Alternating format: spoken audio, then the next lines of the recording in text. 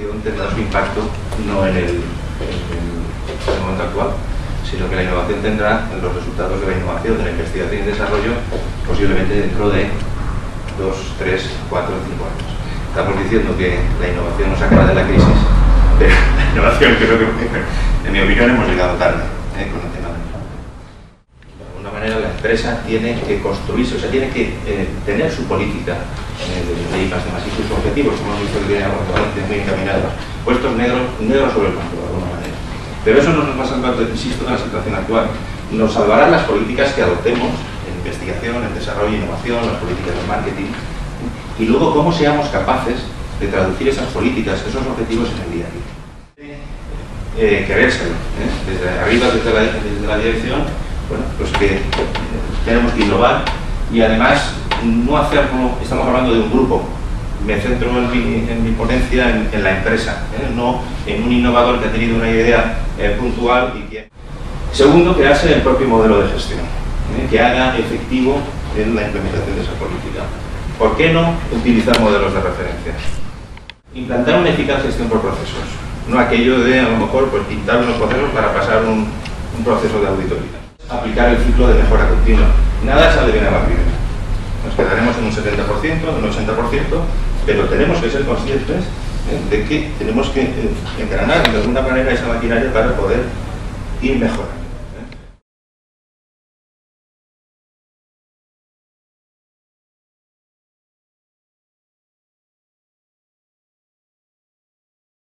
En ese sentido, los objetivos de la I+D+I van orientados precisamente a esas condiciones que estaba anteriormente.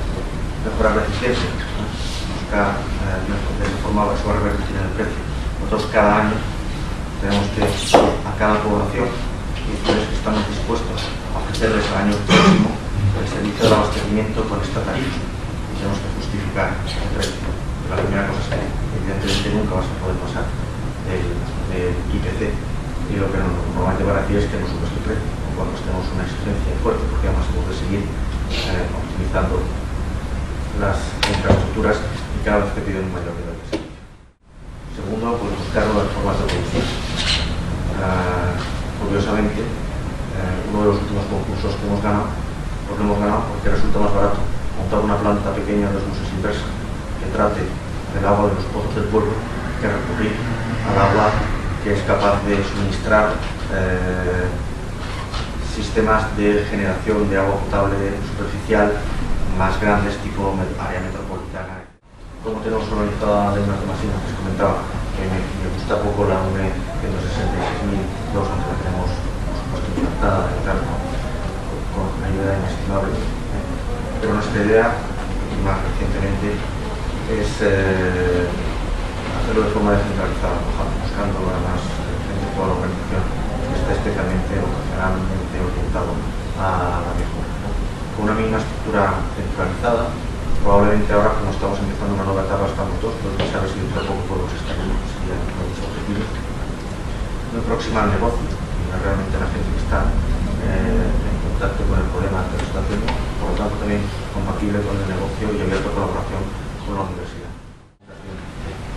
¿Y cuáles son nuestros puntos débiles, nuestros retos? Pues lo primero, la gestión de resultados. Mi interés es que, cuando tengamos construido ya el departamento, poder demostrar, mediante esa gestión de resultados, cuál es el balance total del proyecto de I+D+I. Todas las cosas que hemos estado teniendo gracias a esto. La vigilancia tecnológica, yo creo que somos malos en darnos cuenta de cómo está el mercado, nuestra competencia